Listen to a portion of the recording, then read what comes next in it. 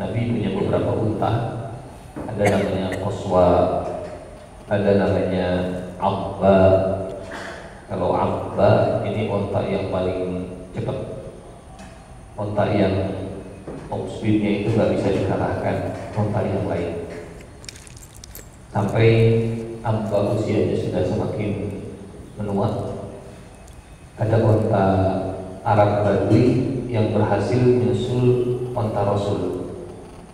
Para sahabat risih, kok unta Nabi sekarang bisa bersusul ya?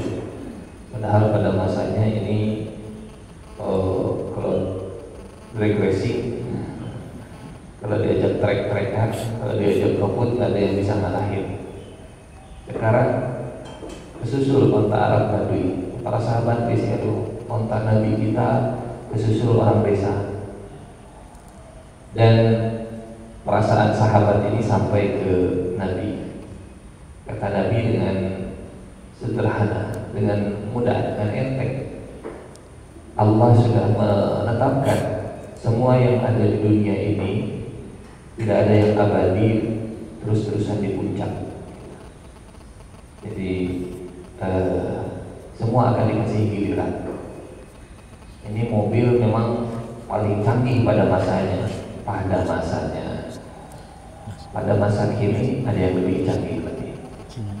Pada masanya Al-Allah paling sebut, tapi pada akhir usianya bahkan LCGC versi Badui saat itu bisa nyusul unta canggihnya Rasulullah SAW. Tapi yang dibawa dalam perjalanan umrah namanya Qaswa. Tiba-tiba Qaswa mogok, Qaswa berhenti, dan ya, tadi sudah kalau orang Arab itu hal ini kalimat buat menggerakkan hewan. Kalau kita mungkin kalau orang Arab hal. Nah, pulang dari sini kita dapat kosakata hal buat keontak tadi. Hal Qaswanya nggak bergerak, mogok, tapi nggak kelihatan seperti rusak, nggak kelihatan badannya itu lemas, nggak kelihatan matanya sayu, nggak kelihatan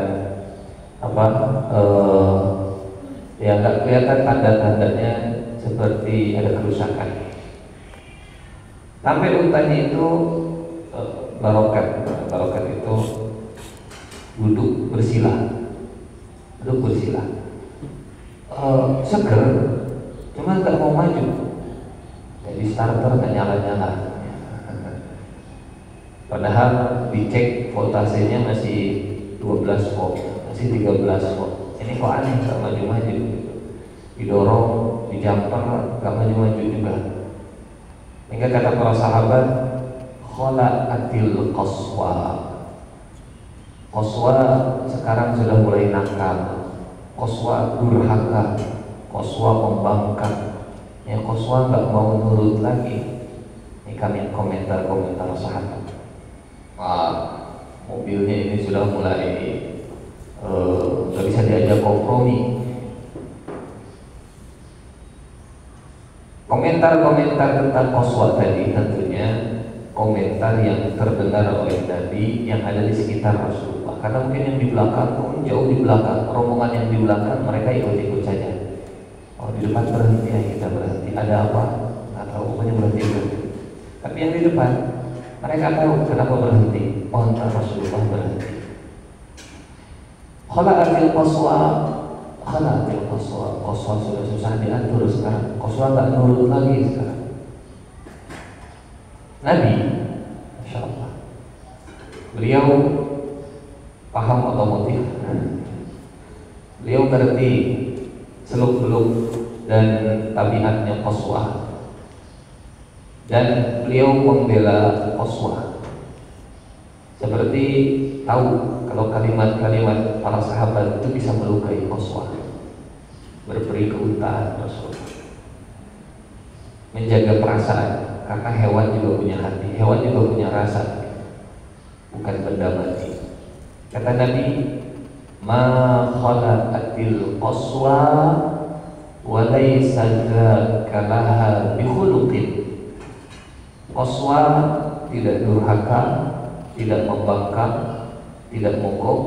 Qaswa bukan tidak nurut, karena itu bukan tabiatnya qaswa. Saya tahu qaswa. Walaysa dzaka laha bil khuluq, walakin habasaha habisul fil. Kata Nabi, yang menahan qaswa, yang dulu menahan pasukan gajah. Ini mengerikan. Nabi menyamakan qaswa dengan gajahnya Abrahah. Tentu Nabi tidak bermaksud pasukan Abrahah itu sama seperti rombongan umroh, bukan. Karena yang satu ingin membantai, menghancurkan, sementara Rasulullah datang bukan untuk perang, datang untuk umroh. Tapi statement Nabi, sabda Rasulullah SAW yang menyandingkan antara qaswa unta Rasul dengan gajah milik Abrahah, ini perlu untuk dianalisa. Kenapa Rasulullah menyandingkan ini? Walaupun Nabi tidak menyebutkan alasannya, tapi kita bisa mencoba menganalisa, mengambil pelajaran. Kalau unta Rasulullah itu masuk ke Mekah, tidak menutup kemungkinan memancing emosi penduduk Mekah. Bahkan apa yang disebut-sebut orang munafik di Madinah itu bisa kejadian. Ini bisa terjadi perang, pembantaian, apalagi masuk tanpa senjata. Orang musyrik, mereka di kandangnya, entah siapa yang bakal banyak korbannya, yang jelas bakal tumpah darah, bakal terjadi banyak kehancuran. Allah menahan Abrahah di daerah Mina, Allah menahan unta Rasulullah di daerah Hudaybiyah. Mungkin kalau buat kita yang Nabi sangat sensitif dengan setiap kejadian, selalu mengaitkan apa yang Allah inginkan dari kejadian ini.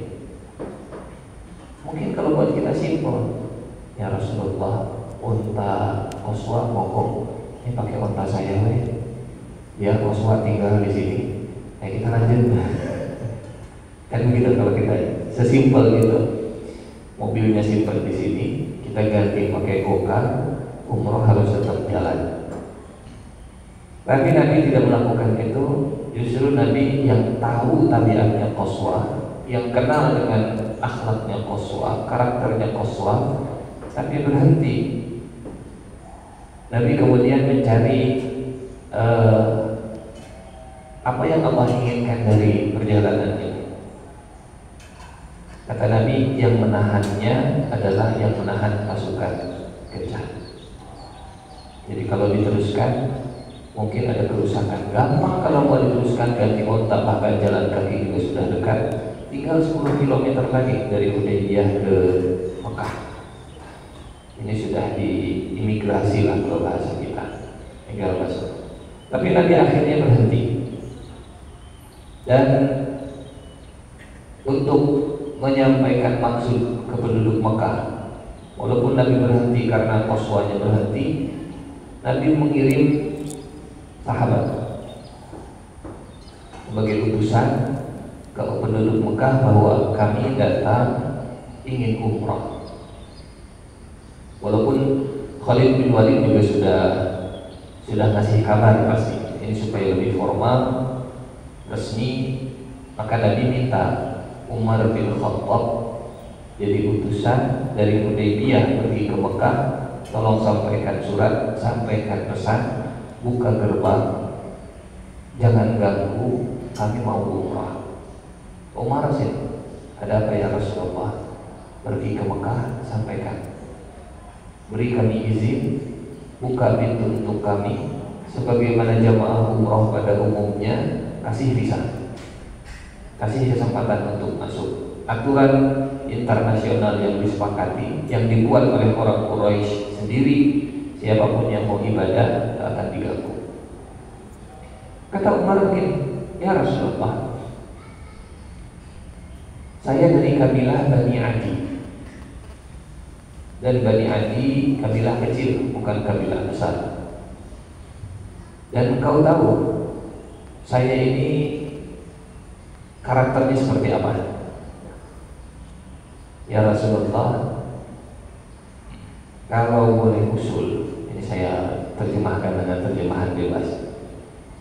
Kalau boleh usul, mungkin ada orang yang lebih cocok untuk jadi duta besar, untuk bawa surat sebagai utusan ke orang Mekah.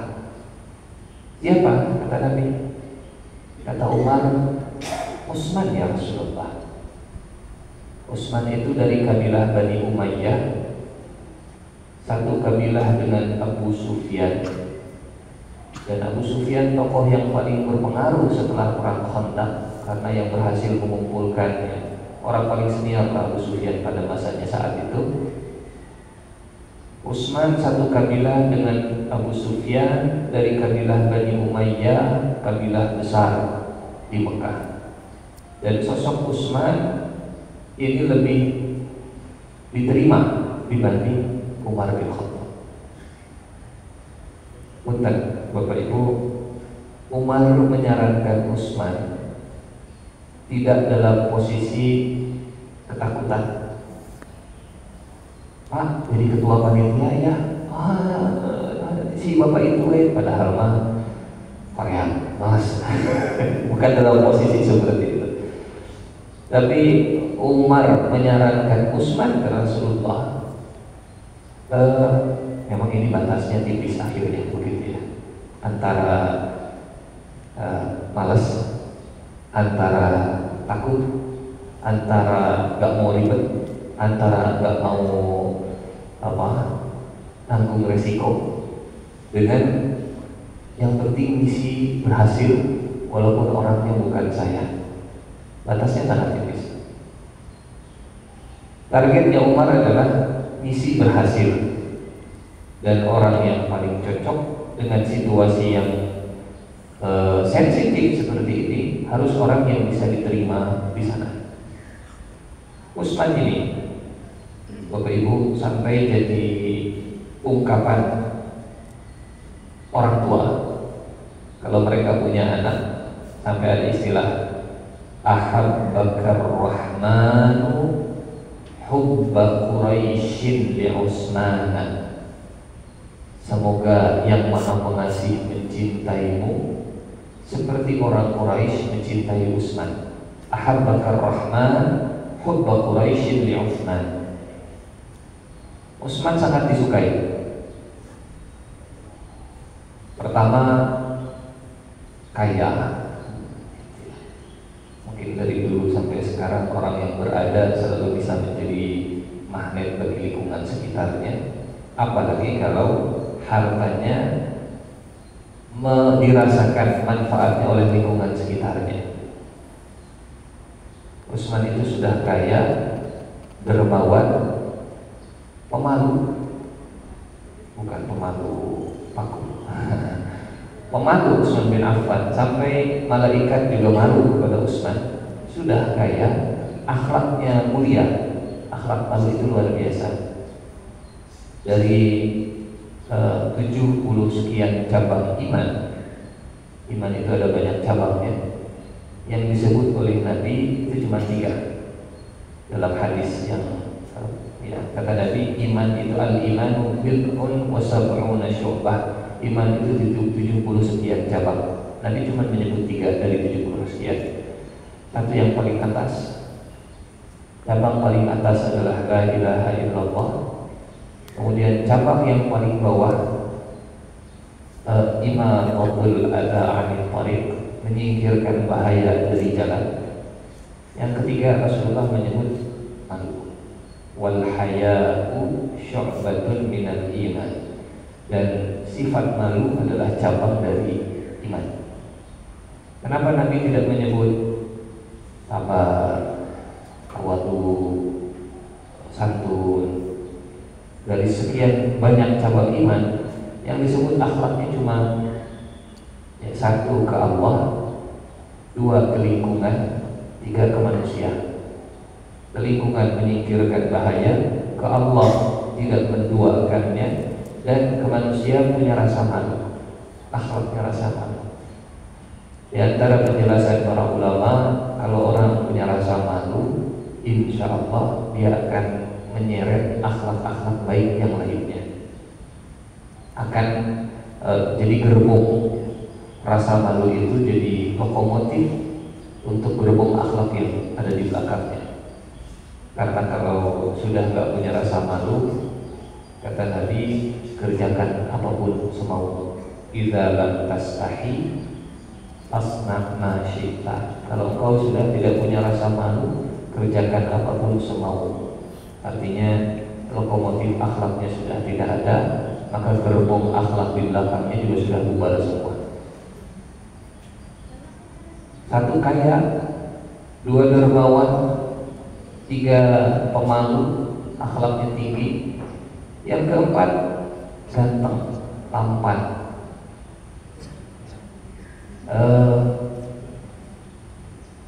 Pantas kalau Nabi mau menikahkan, walaupun kata Nabi, wahai Utsman, seandainya saya masih punya anak perempuan lagi, saya nikahkan lagi.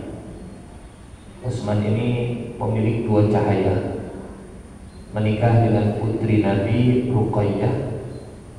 Setelah Ruqayyah meninggal, dinikahkan lagi dengan adiknya Ruqayyah, Ummu Kulthum.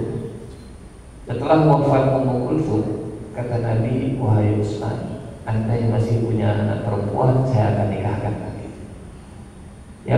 Siapakah wanita? Siapa wanita yang tidak mau jadi istri seperti Utsman bin Affan? Tanyakan ke ibu-ibu. Bu, mau punya suami yang kaya? Mau, tapi pelit? Enggak. Utsman kaya, dermawan. Kaya, dermawan, tapi junihi bahasa Indonesia itu ya, gatel ke perempuan, mata keranjang. Kaya sih, dermawan sih, tapi sering main perempuan. Enggak mau. Utsman itu pemalu, betul-betul terhormat, terjaga interaksi dengan lawan jenisnya. Yang keempat, ganteng. Sudah kaya, ganteng, dermawan, akhlaknya bagus. Perempuan mana yang gak mau dengan Utsman? Kata Umar, ya Rasulullah, jangan saya. Kalau saya yang datang, itu undang emosi mereka.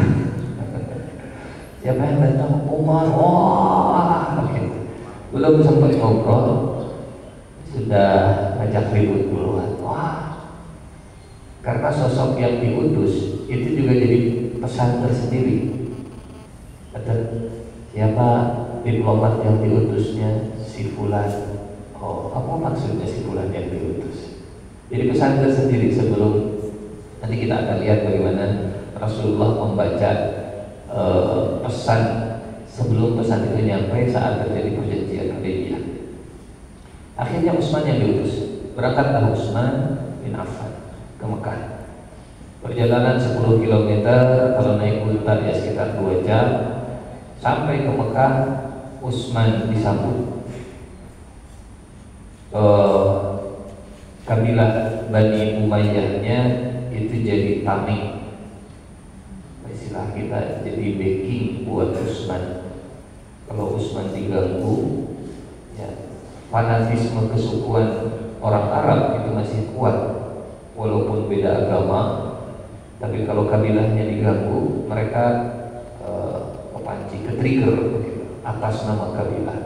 Sehingga gak ada yang berani mengganggu Utsman, apalagi sifat Utsman seperti tadi.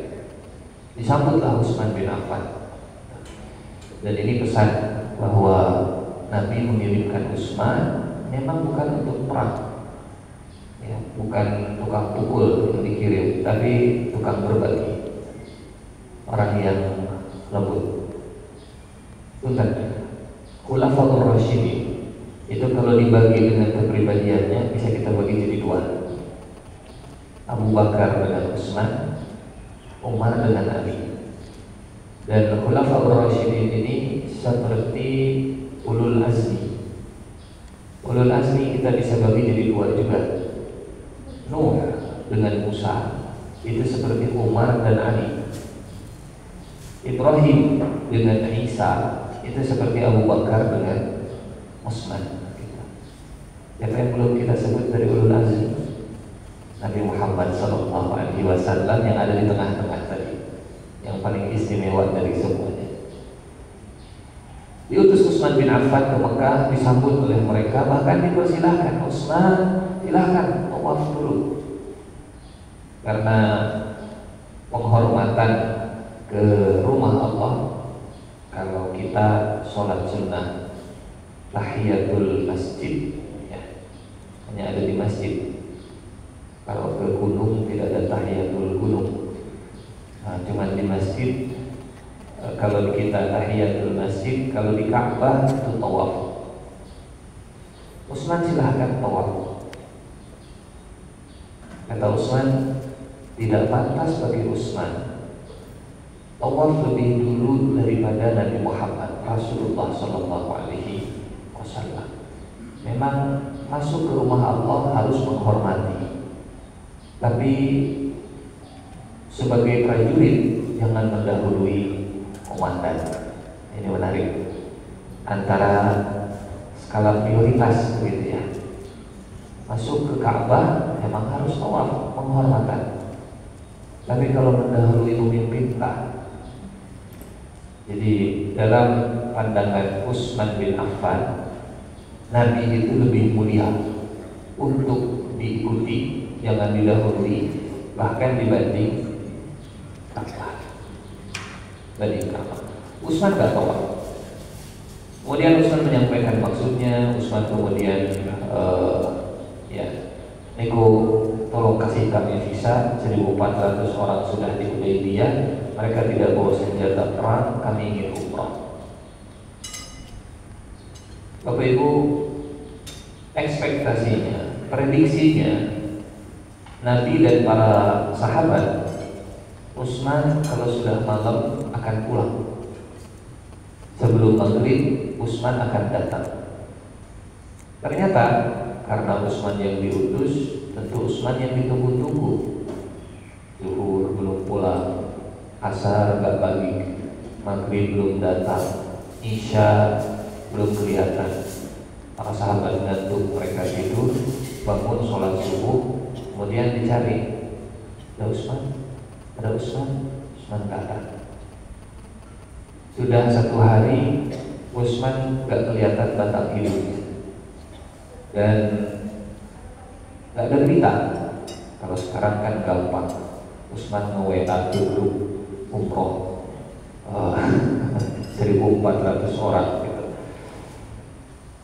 Ya Rasulullah, mohon maaf, ini saya nginep dulu di Mekah misalnya. Saat ada kabar, insya Allah semua pikiran itu clear. Tapi kalau nggak ada kabar, Assalamualaikum, misalnya itu nggak ada kabar-kabar, pasti pikiran kan kemana-mana, mana-mana. Singkat cerita, subuh Utsman nggak ada, karena kebiasaan Rasul itu selesai sholat bukan sekedar zikir sebagai imam, Rasulullah juga sebagai komandan memeriksa bulan mana, bulan mana, bulan mana. Nah ini kalau bisa dipraktekkan di setiap masjid bagus nih. Jadi Nabi selesai sholat itu kan kembali badan, bukan untuk sekedar melihat makmum, tapi untuk ngecek siapa di antara makmum yang tidak ada, di absen satu persatu. Jadi ke kontrol. Utsman mana? Belum pulang ya Rasulullah, belum pulang. Sampai akhirnya siang zuhur sholat lagi, Utsman sudah pulang belum? Asar, Utsman sudah pulang belum? Maghrib, malam, subuh yang hari ke-3, Utsman Utsman sudah pulang? Belum. Muncullah desas-desus, jangan-jangan Utsman dibunuh, bisa jadi. Namanya hal yang negatif itu lebih cepat viral, apalagi nggak ada berita, nggak ada konfirmasi sama sekali. Dan Utsman nggak mengirim putusan, bisa jadi ditahan putusannya juga oleh orang Mekah. Sampai viral berita di 1.400 jamaah umroh kalau Utsman dibunuh. Ini pelanggaran aturan. Harusnya duta besar punya kekebalan diplomatik. Kalau dibunuh, ini berarti Quraisy sudah melanggar. Apalagi Utsman pakai kain ihram, apalagi Utsman jamaah umroh dibunuh. Wah, ini presiden yang sangat buruk, berita jelek. Dan namanya berita jelek dari bawah nyebar di WA grup itu sudah tangting tuh gitu. Jangan-jangan Utsman dibunuh. Iya, jangan-jangan, harusnya kan macam-macam lagi. Kebacalah WA-nya oleh Rasulullah SAW. Nyampe beritanya ke telinga Nabi. Dan Nabi juga manusia. Kalau tidak ada wahyu, maka yang jadi sumber, yang jadi landasannya ya berita yang ada di bawah. Bapak Ibu punten, Allah tahu tidak kalau Utsman masih hidup? Tahu, karena Utsman jadi khalifah. Allah tahu. Tapi kenapa Allah yang tahu Utsman masih hidup tidak memberitahu Rasulullah Sallallahu Alaihi Wasallam kalau Utsman masih hidup? Kan clear kalau Jibril datang, ini beritanya baru. Jibril datang, Utsman masih hidup ya Rasulullah. Oh siap. Sahabat, tenang, Utsman masih hidup. Selesai begitu ceritanya. Gak harus ada desas-desus, kepanikan, kekhawatiran. Tapi Allah sedang menyiapkan satu peristiwa. Nah itu dia. Kalau Jibril turun, mungkin gak ada baik duluan.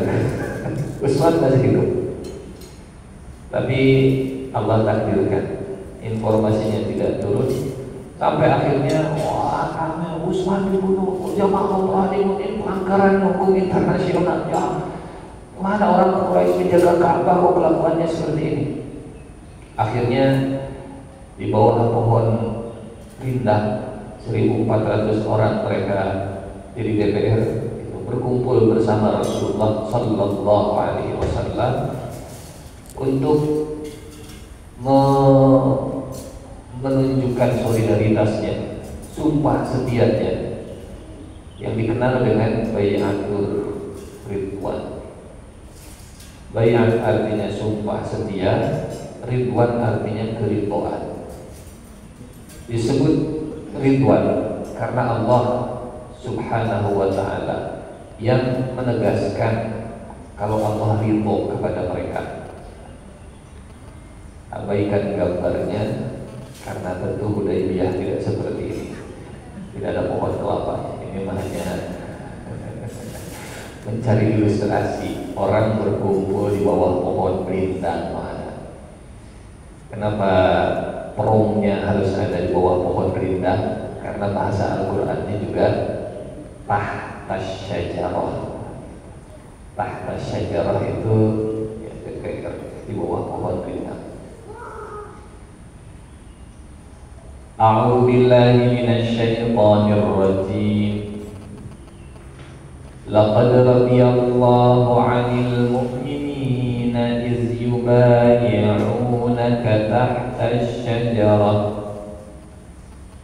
fa'alima ma fi qulubihim fa'anzala as-sakinata 'alaihim فأنزل السكينة عليهم وأثابهم فتحا قريبا. Sungguhnya Allah telah ridho. Masya Allah. Bapak Ibu, Allah telah ridho. Ini kalimat yang besar. Kalimat yang besar. Allah ridho. Orang yang masih hidup, surganya belum dimasuki, Tapi Allah sudah ridho ke 1400 orang ini. Namanya Allah ridho, jangankan Allah, bahkan kalau kita punya atasan, orang tua, mertua ridho dan merestui, kita enak jalan. Hidup kita enak gitu, kalau diridhoi, kalau direstui, itu nikmat. Apalagi kalau Allah yang ridho, Allah sudah ridho. Dan kalau Allah ridho, maka kita juga menyebut radhiyallahu anhu, radhiyallahu anhu. Bukan doa.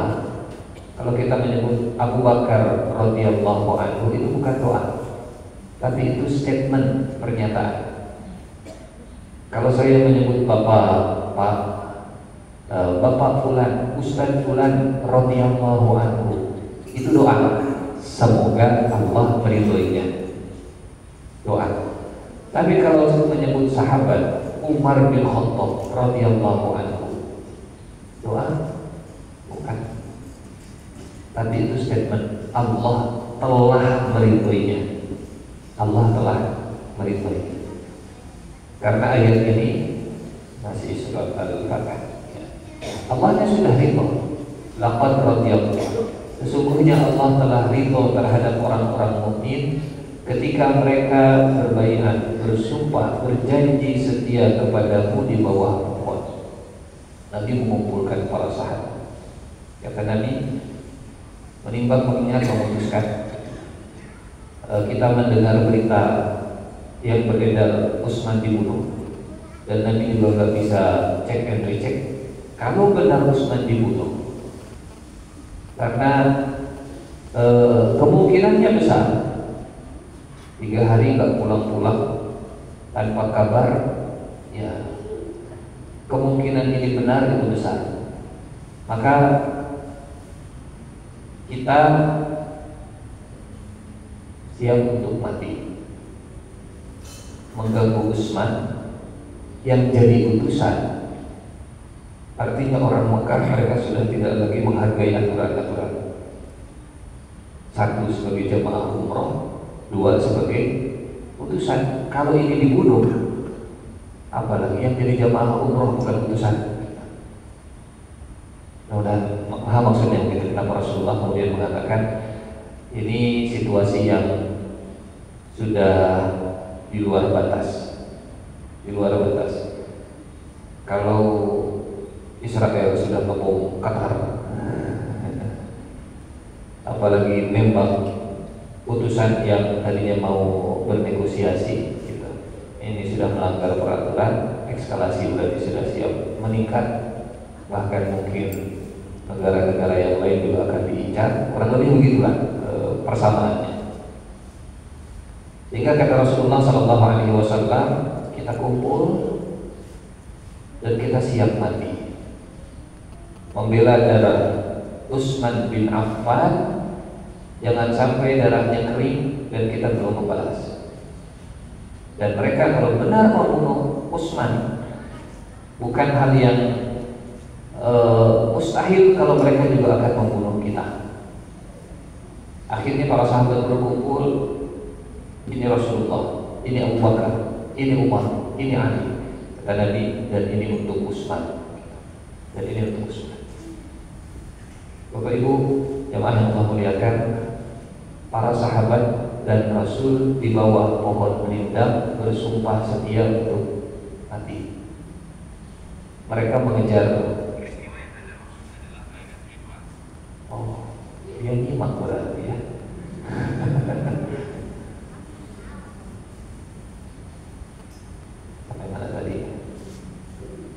Ya, para sahabat mereka menyiapkan diri untuk mati, sehingga Allah fa'anzalas sakinata alaihim, Allah menurunkan sakinah atas mereka.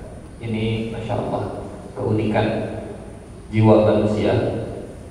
Saat siap mati, mereka tenang, sakinah. Bapak Ibu, punten ya, yang paling ditakutkan manusia di dunia umumnya adalah kematian. Puncak dari ketakutan tertinggi itu mati. Tapi kalau sudah nggak takut mati, nggak ada lagi yang bisa menakut-nakuti. Pasukan yang sudah berani mati, pasukan yang sudah nggak bisa ditakut-takuti lagi. Karena apalagi yang bisa membuat mereka takut? Khalid bin Walid dalam perang Yarmuk setelah masuk Islam berhadapan dengan komandan Romawi, kemudian ngobrol, ya, negosiasi, dialog sebelum terjadi perang. Kata Khalid, "Ji'tukum bijayshin yuhibbunal maut kama tuhibbunal hayat." Saya datang membawa pasukan yang mereka mencintai kematian sebagaimana kalian mencintai kehidupan. Jadi maksudnya kalian mengancam kami dengan kematian, itulah yang kami cari. Tak pateni kowe. Oh, itu yang saya cari. Gak ada lagi yang bisa menakut-nakuti. Saya bunuh kamu, saya hancurkan kamu, saya tembak kamu. Memang itu yang saya cari. Memang itu yang saya kejar. Apalagi yang bisa membuat orang takut kalau sudah tidak takut dengan mati, sehingga kata Allah, "Fa'anzalas sakinata 'alaihim." Allah turunkan sakinah kepada mereka karena mereka siap setia sampai mati. Kalau perlu habis-habisan, karena mereka cuma bawa pedang. Mereka nggak bawa senjata lengkap, ya jemaah umroh namanya. Bekalnya bekal makan, bukan bekal panah, bukan bekal ombak, bukan bekal baju besi. Dan Bapak Ibu, saya pribadi membaca ayat ini membayangkan saudara-saudara kita yang di Palestina. Situasinya mungkin tidak sama, tapi mirip. Senjata sederhana, sebagaimana Rasulullah di peristiwa ini juga sederhana. Senjata untuk umrah, bukan senjata untuk perang. Sementara orang Quraisy, mereka suplai senjata dari kabilah-kabilah sekitarnya juga besar, apalagi mereka di kandang sendiri. Yang kedua, mereka melakukan pelanggaran, melakukan pelanggaran karena menahan, mengirim Khalid bin Walid kemudian mencegah. Jadi jamaah umrah kok dilanggar. Sehingga saya membayangkan saudara-saudara kita di Gaza boleh jadi sudah mempraktekkan yang namanya bayatul ridwan, gitu. Setia sampai mati, sampai mati. Akhirnya Allah menurunkan sakinah. Beredarlah video bawa bom, cuk, naik ke atas tank baja, lempar, alis. Ini kok seberani itu, setenang itu, tanpa kelihatan ekspresi takut, ya, tanpa kelihatan khawatir dan seterusnya. Gambaran kontemporer, tafsir modern dari ayat Bayatul Ridwan itu yang sekarang, boleh jadi yang sekarang sedang terjadi di Gaza sana. Fa'anzalas sakinata 'alaihim wa athabahum fathan qariba. Dan Allah membalas mereka dengan kemenangan yang dekat waktunya.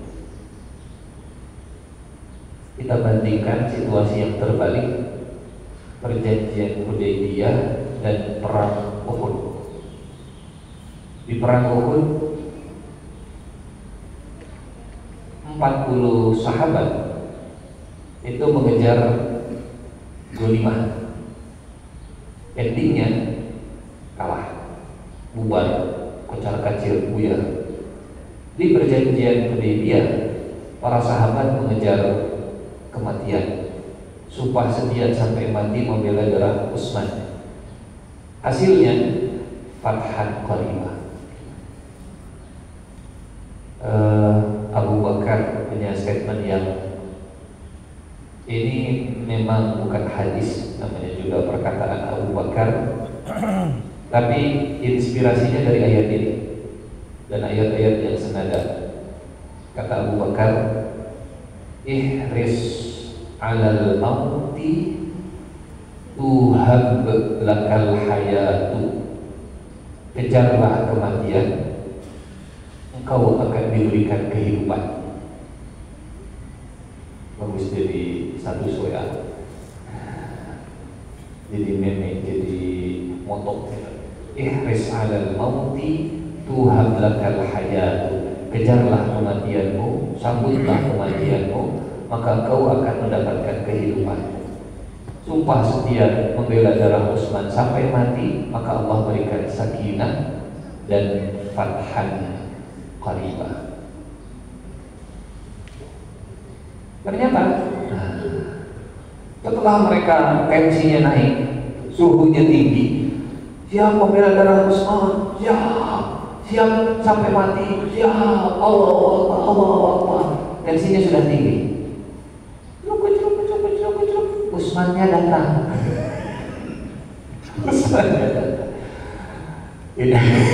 Bayangkan kalau kita di sana, kita sedang perang, sampai mati. Utsman dari kejauhan, siapa itu? Nggak tahu.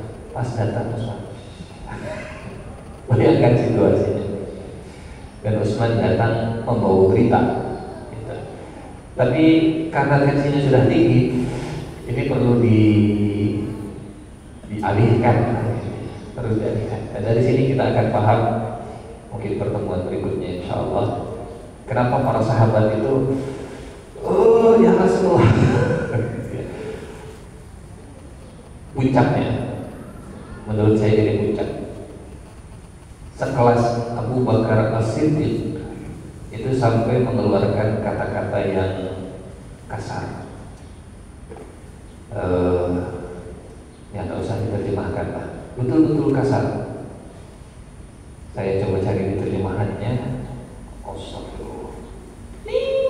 Kita harus disensor. Sampai keluar kata kasar dari lisannya Abu Bakar karena sosok yang biasa tampil tenang, teduh, begitu, menenangkan Umar. Tapi sampai satu titik keluar kata, umsus bantalat. Karena tadi sedang tinggi, ternyata kita harus nego, kita harus damai, kita harus tanda tangan perjanjian Hudaybiyah. Setelah melihat Ridwan, kemudian Utsman datang menyampaikan berita bahwa orang Mekah akan memilih utusan. Insya Allah pertemuan berikutnya masih tentang perjanjian Hudaybiyah. Dari Nabi Utsman, dari mereka utusan-utusan, berikut utusannya ada Budail bin Warqa al-Khuzai, ada Mikriz bin Hafaz al-Amiri, ada Al-Hulais bin Alqamah al-Kinani, ada Urwah bin Mas'ud al-Thaqafi, dan endingnya Suhail bin Amr. Bapak Ibu, 4 nama teratas ini bukan orang Quraisy. Orang Quraisynya yang terakhir. Apa artinya? Mereka ngirim orang lain dulu. Ngirim dari kabilah Khuza'ah, bukan Quraisy. Ngirim dari kabilah Kinan, bukan Quraisy. Ngirim dari kabilah Saqafi, dari Taif, bukan Quraisy. Jadi masih ada gengsinya juga. Orang Quraisy kalau harus duduk di meja perundingan dengan Rasul. Karena kalau duduk berunding dengan Nabi, itu artinya kita setara. Seperti Israel dengan Palestina sekarang, begitu ya. Mereka nggak mau duduk sebanding karena itu secara de facto berarti mengakui kita ini selevel. Konferensi satu meja, duduk satu meja berarti kita sudah selevel. Sementara bagi orang Quraisy, Nabi Muhammad SAW dan para sahabatnya ini kaum yang meneror, menyempal, gak setara dengan mereka. Maka yang dikirim siapa? Nah, yang samping-samping dulu gitu. Khuza'ah, Amiri, Kinana, Saqafi.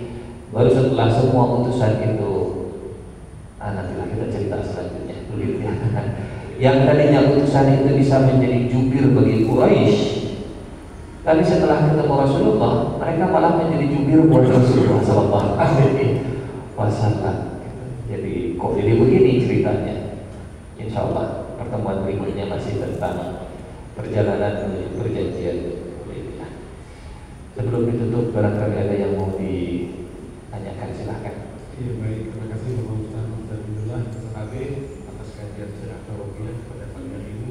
Yang lain ingin bertanya, mohon silakan.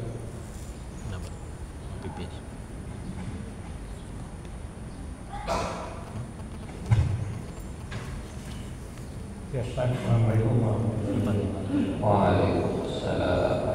Ini kan perjalanan menuju Hudaybiyah ini saya mau menanyakan masalah surat Al-Baqarah yang tadi sudah dibaca tadi bareng-bareng ayat 1 sampai dengan ayat 9.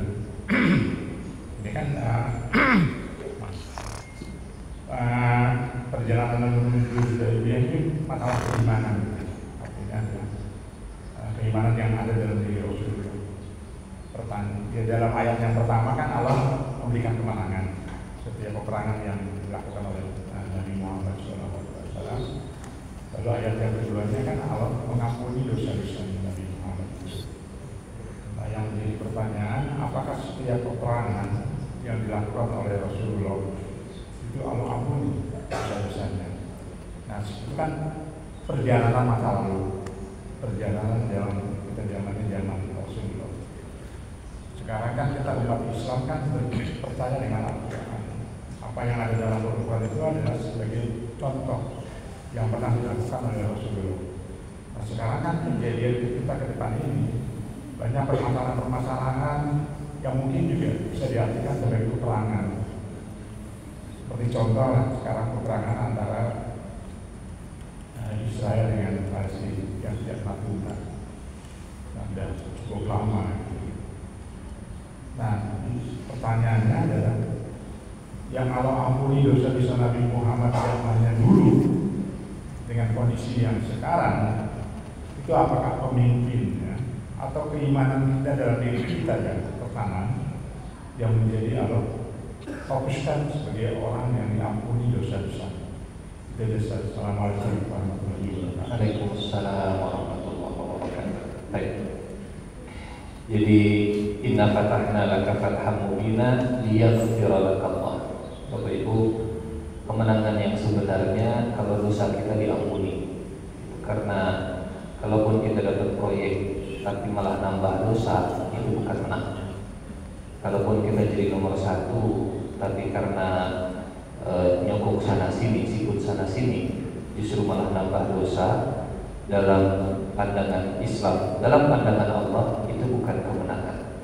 Inna fatahna laka fatham mubina liyaghfira lakallah. Ada orang yang menang dengan cara curang, banyak. Ada orang yang jadi juara nomor 1 dengan cara sikut menyikut, ada. Gitu. Tapi itu bukan fathan mubina. Yang pertama maknanya. Jadi fathan mubina yang Allah berikan kepada Nabi itu betul-betul fathan mubina yang bersih dari semua trik dan intrik, bersih dari semua keburukan, bersih dari semua dosa. Yang kedua, redaksi dosa di dalam Al-Quran itu ada banyak. Terjemahan bahasa Indonesianya dosa, tapi redaksi bahasa Arabnya beragam. Kadang disebut zanbun, kadang disebut ithmun, kadang disebut junahun, kadang disebut harajun gitu. Ya, bahasa Indonesianya dosa, tapi dalam bahasa Al-Quran, dalam bahasa Arab khususnya, zanbun itu aslinya dari kata ekor. Zanat, ekor. Ekor itu di depan atau di belakang? Kalau yang di depan namanya belalai, gajah. Kalau yang di belakang namanya ekor. Dan ekor itu dekat dengan kemaluan. Betul? Ekor itu dekat. Ini punten. Filosofi orang Arab, filosofi kenapa dari ekor jadi dosa. Ekor itu ada di belakang dan dekat dengan sesuatu yang memalukan. Jadi kenapa disebut zanbun? Ya Allah, jangan sampai ujungnya bikin saya malu.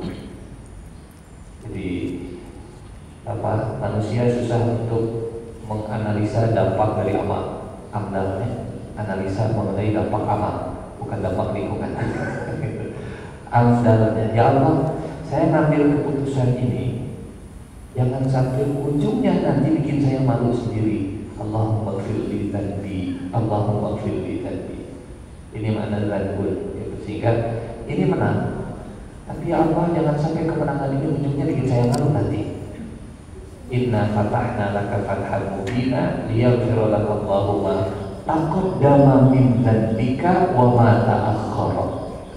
Karena ada kemenangan. Ya, dia jadi juara pada masanya.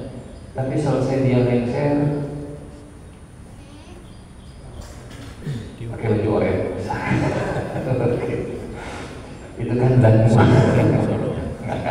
Ini kita sedang cerita zanbun, bukan kemana-mana begitu ya. Tapi intinya zanbun itu adalah di ujung dan dekat dengan sesuatu yang membuat malu.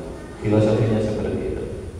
Jadi Allah memberikan fathan mubina kepada Nabi yang ujungnya itu akan bikin malu Rasulullah Sallallahu Alaihi Wasallam. Nah, bagaimana dengan kita? Kita juga sama. Ya, kadang ada orang yang menang. Setelah menang kemudian tumbang, itu juga kadang bikin malu gitu ya. Kemarin juara, sekarang di bawah. Walaupun dalilnya ada tutil mulka man tasya wa tanzi'ul mulka mimman tasya, tapi kan tetap saya nggak bisa mempertahankan kemenangan. Itu bagian dari liyaghfir laka Allahu ma taqaddama min dzambika wa ma ta'akhkhar. Makanya kalau Allah sudah membuka, nggak akan ada yang bisa menutup.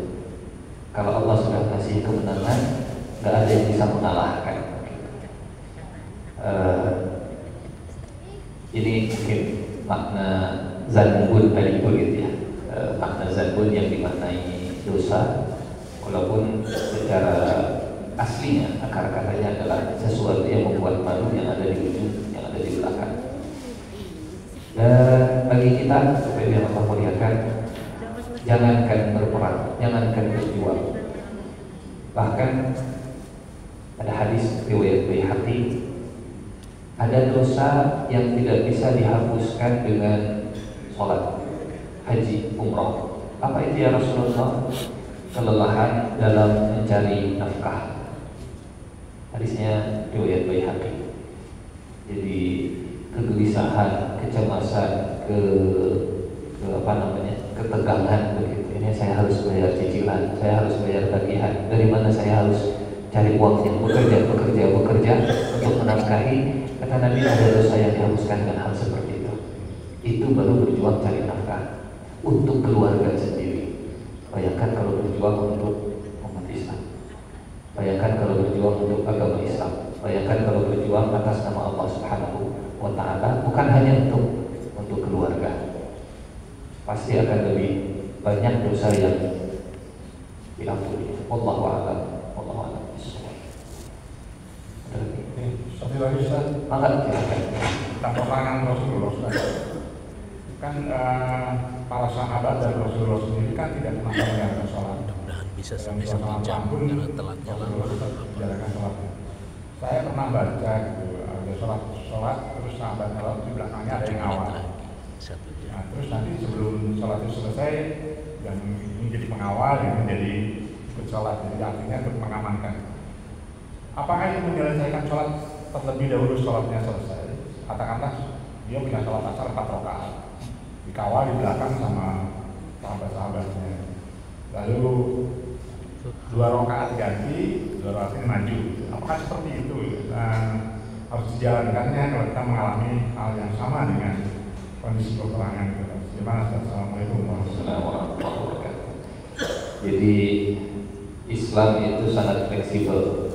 Substansinya adalah kekhusyuan dan teknisnya bisa berubah-ubah sesuai dengan keadaan. Normalnya 4, dalam perjalanan boleh jadi 2. Normalnya terpisah, dalam perjalanan boleh digabungkan di jamak. Bahkan normalnya itu bergerak, tapi kalau dalam perjalanan cukup dengan kepala saja. Kalau tidak mampu berdiri duduk, kalau nggak bisa duduk tidur dan seterusnya. Intinya komitmen kita untuk berhubungan dengan Allah, terkoneksi dengan Allah Subhanahu wa Ta'ala. Ini substansinya. Sekarang dalam keadaan perang, maka jangan sampai ada blind spot, jangan sampai kemudian lalai, karena yang diinginkan oleh musuh kita itu, ini ada ayat Masya Allah, boleh izin untuk ditampilkannya. aslihatakum. Surat An-Nisa ayat 102. A'udzubillahi minasyaitonirrajim. Apa yang tadi disampaikan Pak Yuliar itu fikih dari surat An-Nisa ayat 102. Kemudian ada kalimat, saya bacakan terjemahannya saja.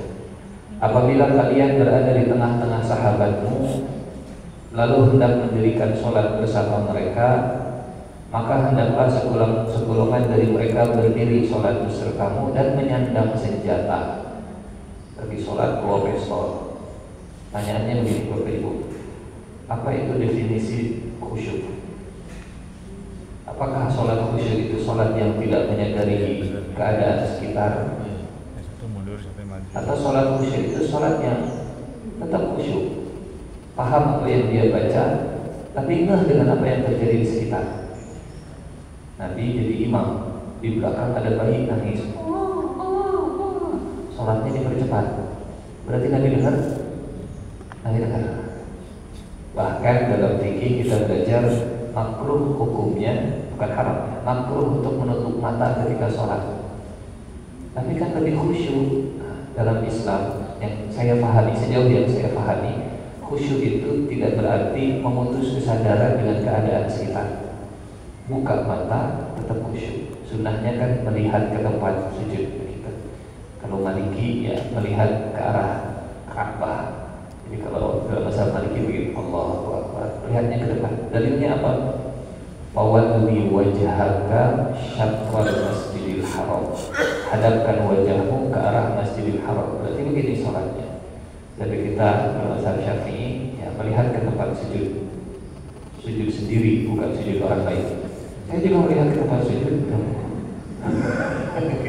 Tempat sujud imam, tempat sujud yang di belakang. Ya saya lihat tempat sujud sendiri. Nah,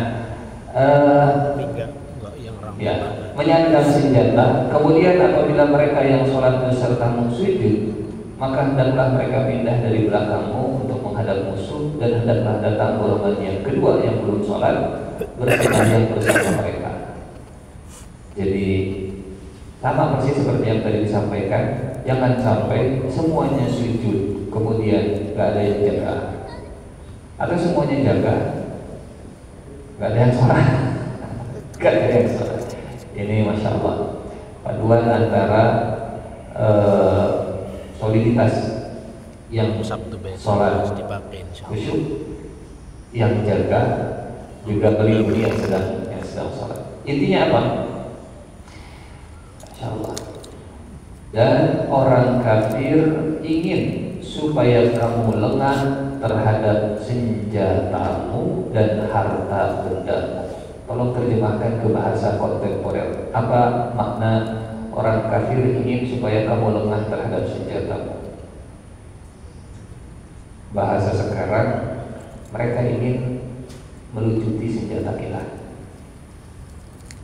Bahasa kitanya, oke, kita duduk di meja perundingan, tapi ambil senjatanya. Itu bahasa lain dari orang kafir ingin supaya kamu lengah terhadap senjatamu. Dilucuti senjatanya, dan itu yang diinginkan oleh orang kafir. Karena kalau sudah lengah, lalu mereka menyerbu kamu dengan sekaligus. Kalau sudah dilucuti, dihabisi pasti. Maka kalau ada tawaran melucuti senjata dari orang kafir sebagai klausul ya dalam perundingan, berangkat dari ayat ini jangan diterima. Oke, kita damai, tapi lucuti senjata, jangan percaya. Kami nggak akan menyerang. Waduh, bohong gitu. Firman Allah lebih harus dipercaya daripada kata-kata orang kafir yang ingin melucuti senjata. Lalu mereka menyerbu kalian dengan sekaligus. Ala kulli hal. Ini tentang sholat khauf ya, untuk diketahui, bukan untuk dijalani, insya Allah. Tapi kalau pun terjadi ya.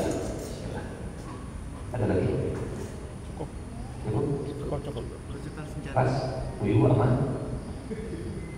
Aman. Ibu-ibu ada yang nanya? Ibu-ibu? Alhamdulillah. Pertanyaan ibu-ibu begini, Pak Ustadz, bagaimana menjadikan suami saya seperti Utsman bin Affan? Betul. Ya, berarti kalau suaminya seperti Utsman, ibunya seperti istri Utsman. Dan tutup dengan doa kifaratul majlis. Subhanakallahumma wa bihamdika asyhadu an la ilaha illa anta astaghfiruka wa atubu ilaik. Assalamualaikum warahmatullahi wabarakatuh. Waalaikumsalam.